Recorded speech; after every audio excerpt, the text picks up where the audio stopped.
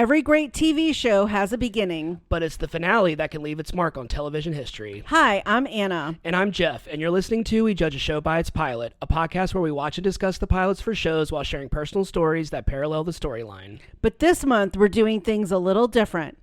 For the month of December, we're judging the series finales of some of our favorite shows that we've done on the pod.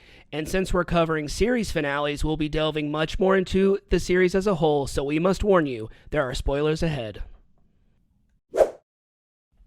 Hello, everyone. Welcome back to our pod. Hey, how's it going, Boo? It's going good. It's my first of two days off that I have this week, and it's been a pretty good day so far. We really have just been doing, I've just been doing a lot of writing up the episodes and watching. We watched one of our shows for this month, and you got some work done. Yeah, I had to work. I had a team call early this morning. Then I had emails and some reports to do for work. And we watched one of our shows and then other YouTube stuff. And we made dinner and lunch. We made frozen frosé, which is fitting for this episode again. Yes. So today we are continuing series finale month, and we watched the series finale of Mad Men for Mad Men. Mm-hmm.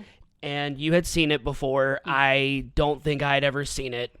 I haven't really seen a lot of Mad Men, but it was a really interesting series finale as someone who didn't watch the entire series, just because of just how insanely different they are. I have to say, like, out of all the shows that we've done so far this month, like, those are the two most polarizing when it comes to, like, the pilot versus the series finale.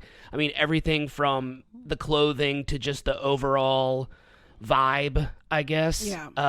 I guess when you start in 1960 and you end in 1970, those are two completely different eras in every which way. Yeah.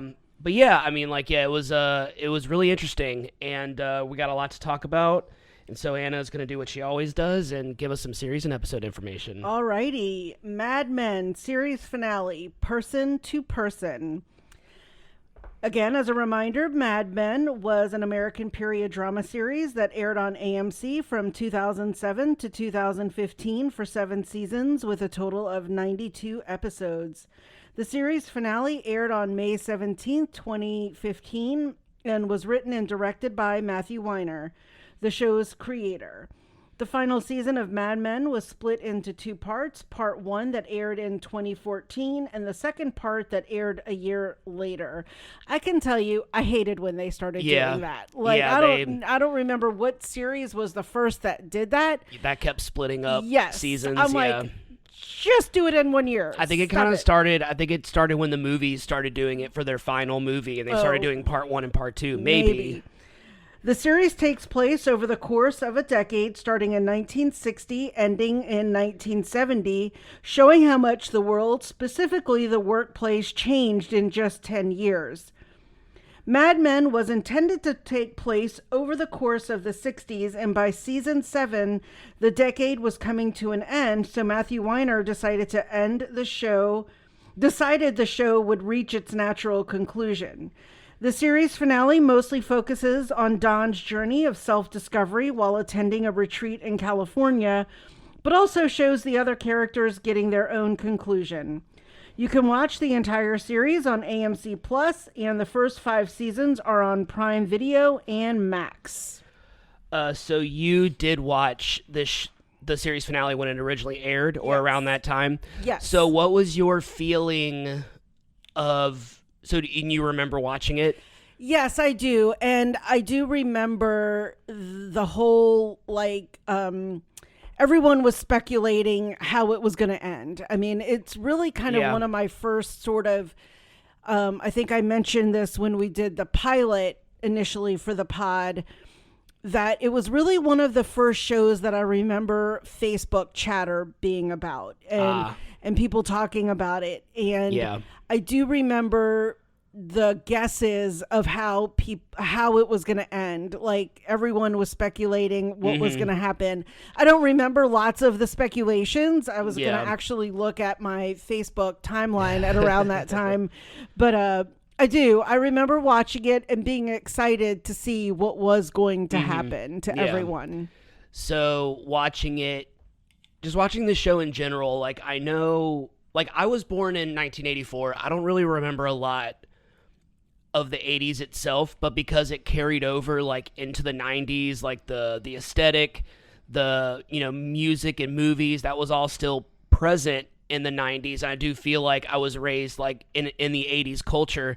Do you ever feel nostalgic when you watch stuff that's set in the 60s, even though or the early 70s, even though you weren't technically conscious of it at the time?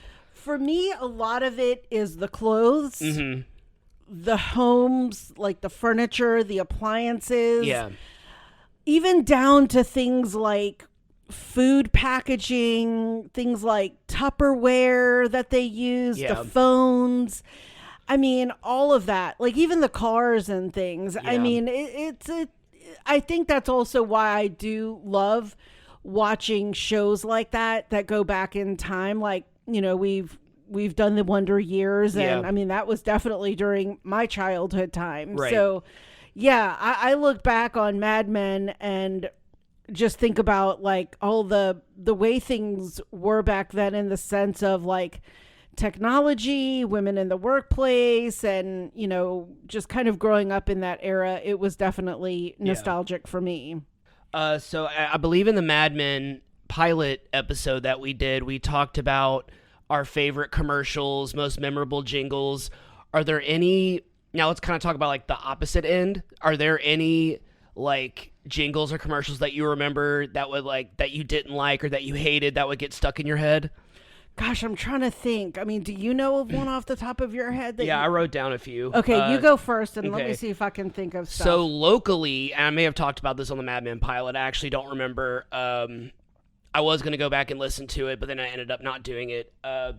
There's a local commercial that plays on the radio a lot, and I'm sorry to my local person, but get Gordon and get it done.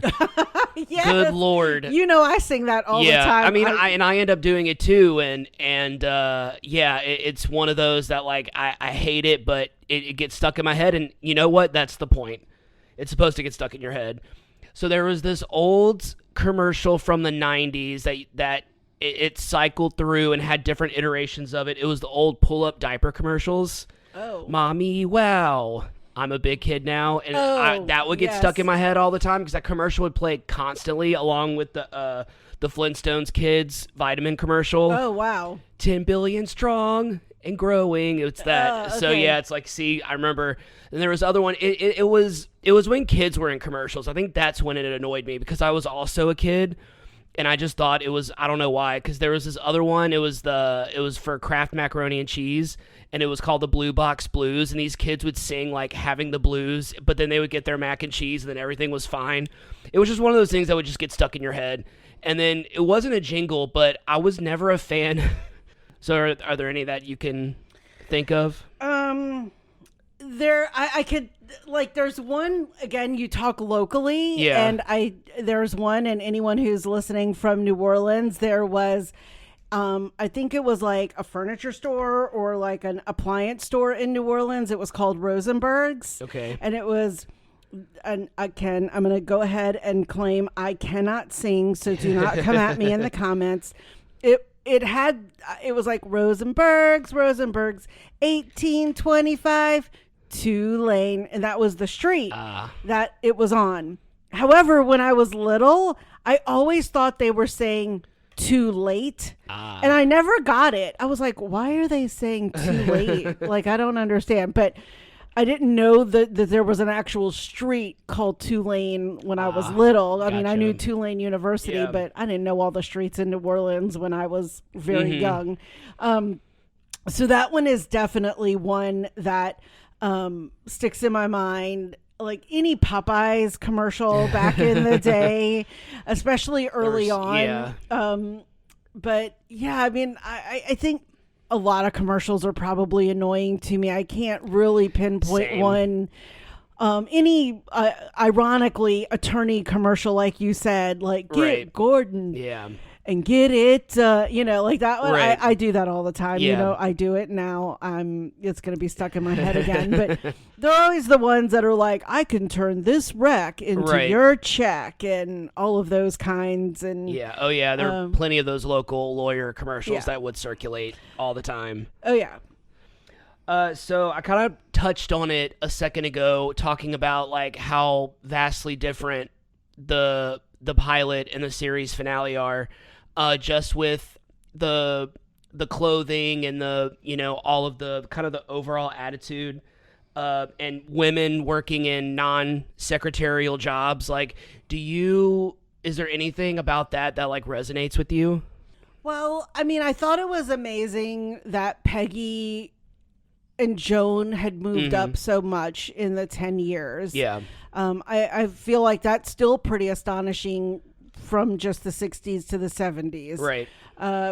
Mostly because Joan had become a partner at the advertising firm, and she had left, and then, in this episode, you'll talk about it, decided to create her own production company and asked Peggy to join her to be a partner. And again, you'll probably mention this in the summary, but that Peggy turned her down.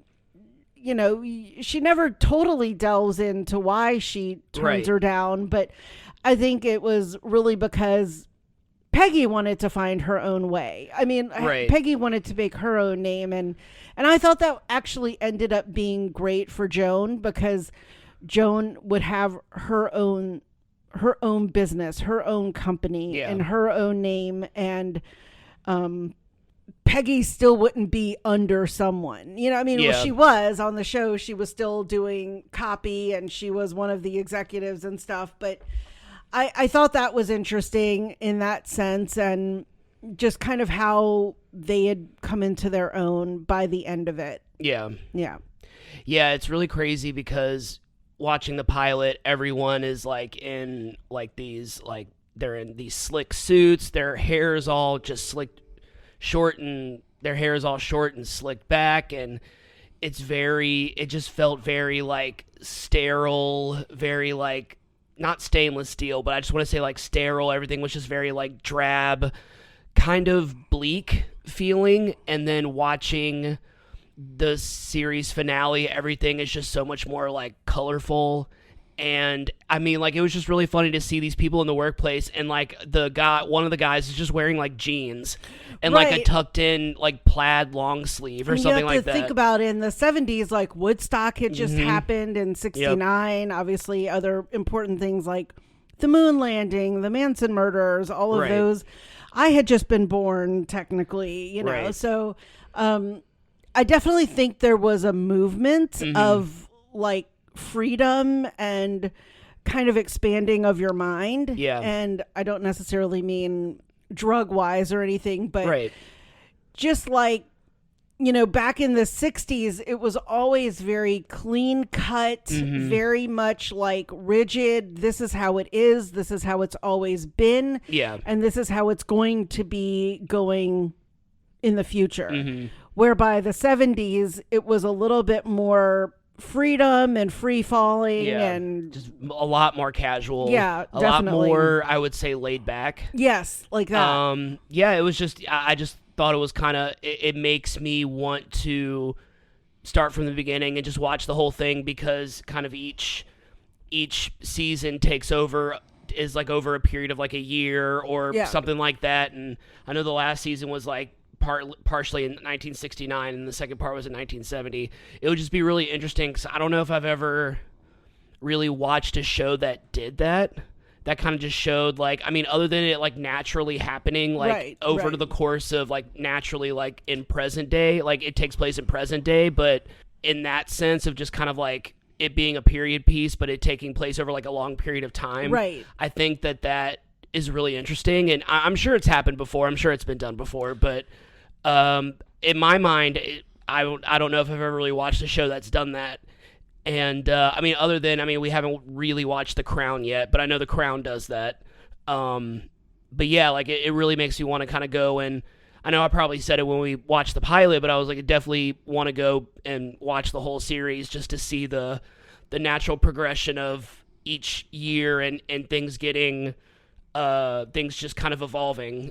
Yeah, definitely, because I think it did that. I definitely think like each of the characters kind of had their own expansion in that decade. Yeah. Be it with someone, with themselves, with the job, with like the world in and of itself. I think everyone was sort of growing and expanding. Yeah. And that to me was definitely indicative of the 60s into the 70s. Whose like character storyline were you the most kind of interested in as the series progressed as a whole? Like, which character were you the most like invested in with their, because it seems like by the end of the series everyone is kind of, all the main characters are kind of off on their own path, it seems.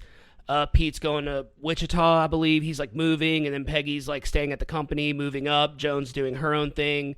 January Jones is doing her own thing. And then obviously Don's doing his whole thing, like his own thing. Like, which one kind of resonated? Not resonated, but like which one were you the most interested in? It's kind of funny because I'll say Sally, Don and Don, Kieran Shipka. Yeah, Kieran Shipka. Sally Draper. Don, yeah. Sally Draper. Yeah. Mostly because one, she was the kid, and, I think she went through a lot between her parents' dynamic and then Betty remarrying and her kind of coming into her own self as a teen and then in high school. And, I kind of wonder what it would have been like growing up in the 60s. Right. I mean, obviously I was born at the end of the 60s, so I grew up in the 70s and 80s. But to me, that would have been an interesting time to actually grow up, in the sense of seeing the differences that you could make as a female, because I think the Betty Drapers, the Joans, and the Peggys were all very much of the, like, you were expected to get married, to have a baby, to be in charge of your household, and that was what it was.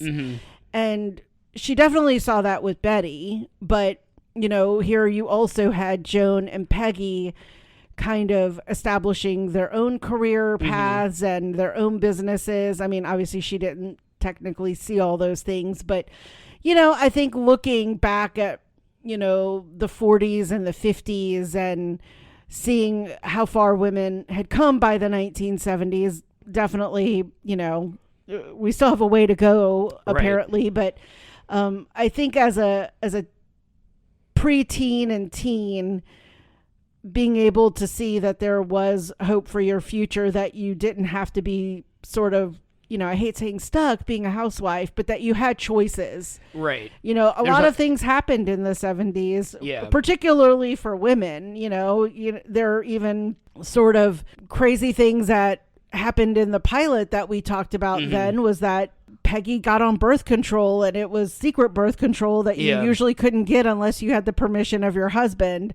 I mean, it wasn't until the 70s that women could get credit cards. And so I think a lot happened particularly for women, and I think that was a big part of the show. Yeah. What about you? Well, I mean, you didn't watch it, so I would say the person that I would be the most interested in, and it is kind of a lame answer, but just seeing how vastly different Don was from the pilot to the finale, because I've seen almost zero in between.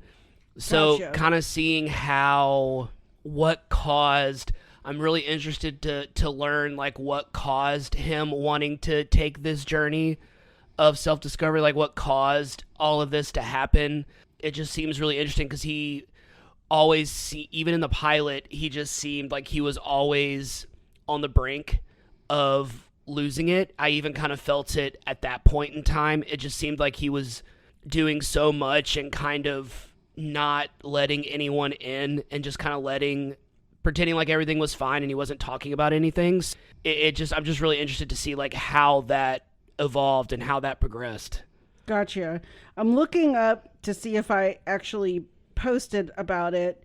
I did. I like one of the things I posted, so I did find it. I said, I will admit that this scene did get to me a bit.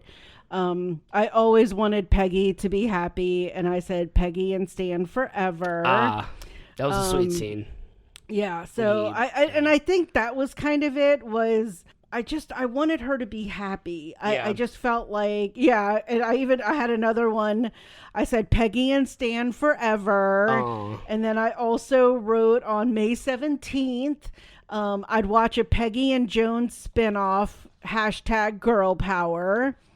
And then this is I said this was one of the quotes that I kind of took from it, and that I definitely had this revelation in my life. Was she said, Peggy Olson said, I haven't taken a vacation ever. And I'll admit, in the first like maybe 7 to 8 years of my career post law school, I didn't take vacation. As a female, I felt like I couldn't do that because it would be frowned upon, that I would be seen as weak, or, I needed a break and I couldn't handle it.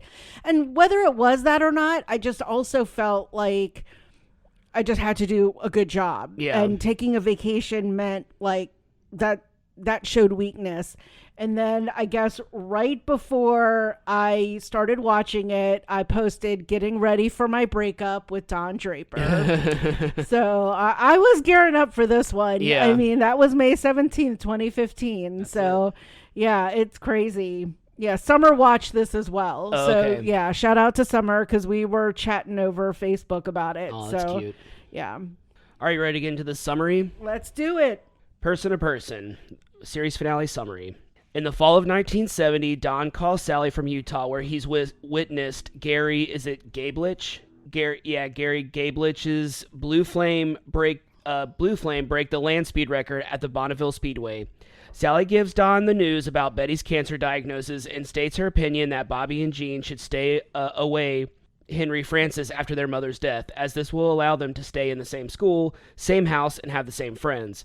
Phoning Betty next, Don implores her to have his children live with him. However, Betty insists that she wants them to live with her brother and his wife, stating that they need stability and a woman in their lives, things that Don cannot provide. And also, he's having like a mental breakdown in Utah. It's just like, why would you, I don't know. I get it. I definitely get where Betty's coming from. Making his way further west to California, Don reunites with Anna Draper's niece, Stephanie, who has left her child to be raised with his paternal grandmother. Don tries to give her Anna Draper's wedding ring, which she had left to Don, who had used it to propose to Megan. Megan returned it after the divorce. Stephanie rejects the gift, seeing no point. She is about to leave for Oceanside spiritual retreat further up the state's coastline and takes Don with her. Have you ever, I think I asked you this, have you ever been on any type of retreat before? No, and those have become like, I think, again, kind of super popular, particularly for women. I've had some friends go on, I think, what are called like surfing retreats for women in Costa Rica. Uh-huh. I've seen women going on like yoga retreats. I've seen them happen in like the Dominican Republic or like in like Fiji and other places that are very, tropical and exotic, and they seem amazing. I've actually had friends that help put them on. They're just always so expensive. Yeah. And it's like, oh my gosh, like I wish I could afford that, or, but I couldn't. You sit there and think like, should I invest this in myself and go and do it? And maybe I should or whatever. But when they're like $3,000 to $5,000 for like a quote unquote 4-day yoga retreat and come and learn to be stronger. I get it, but I don't know. I couldn't invest that much in a retreat like that. I remember when the whole like adult sleepaway camp trend started up. I think this was like maybe I think this was probably pre-COVID. I remember looking into it and it just being so expensive. I'm just like, oh yeah, right. Regular summer camp for kids is really expensive.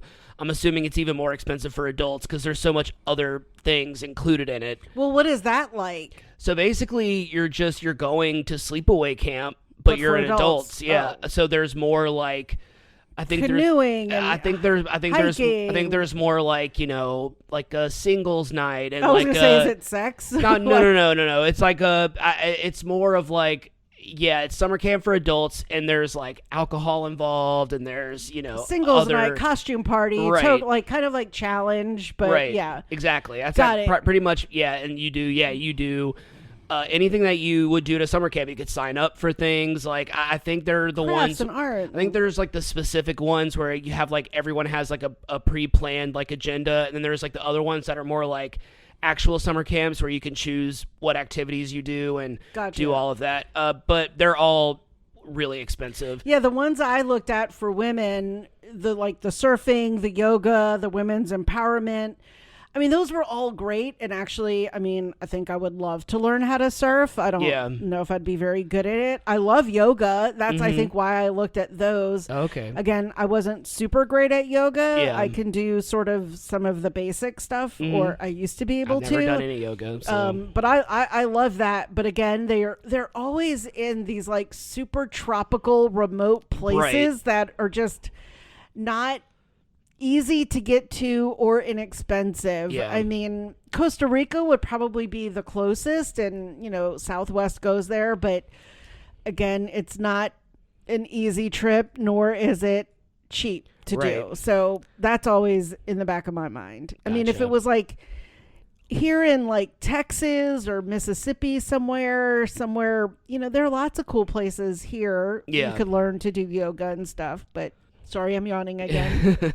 But I just wish they were a little more affordable. And I know that sometimes these might be sort of, I hate saying it, like fundraisers, not fundraisers, but they're income driven. They're like to raise money for that person who's doing it. Like it's like their income. So I guess obviously they have to charge a premium, but I wish there was something that was a little less expensive. Gotcha. Yeah. All right. So meanwhile, as Joan and Richard begin planning their new life together, she receives a business opportunity from her old colleague, Ken Cosgrove. She then offers Peggy a partnership in a film production company she is starting. She considers it and even discusses it with Stan, who tells her that her current job is a better fit, which leads to them arguing.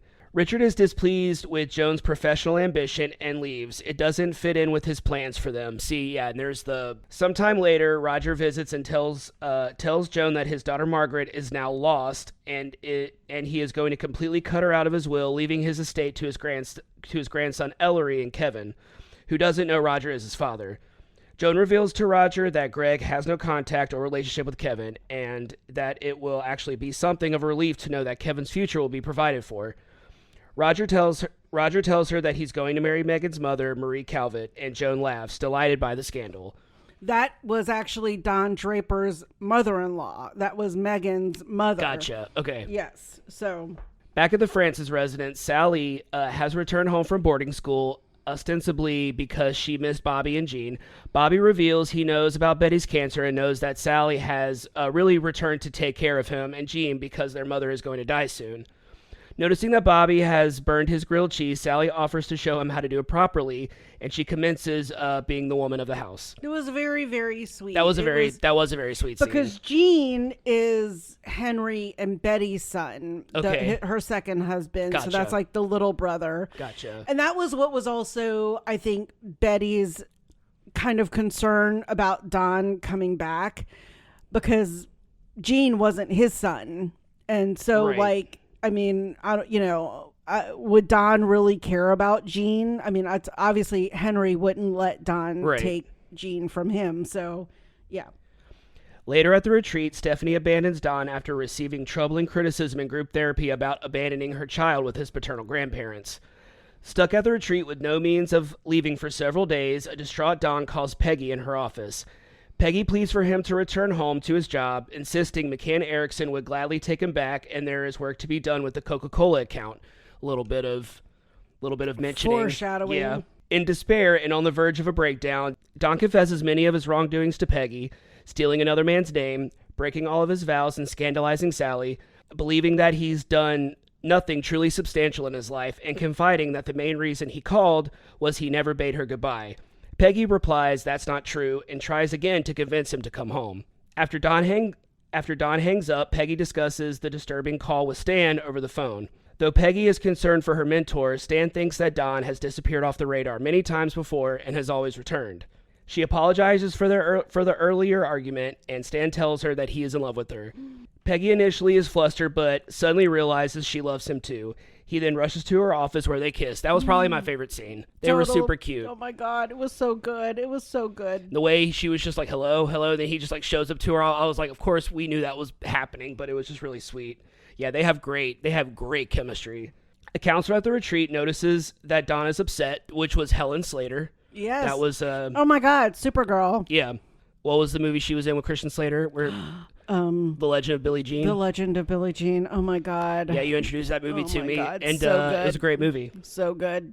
A counselor at the retreat notices that Don is upset and persuades him to attend a group therapy session she is on her way to. During the meeting, Don sees a fellow attendee, Leonard, confessing to feeling unloved and overlooked by his family and colleagues. Leonard describes a dream where he is an item in a refrigerator that no one selects.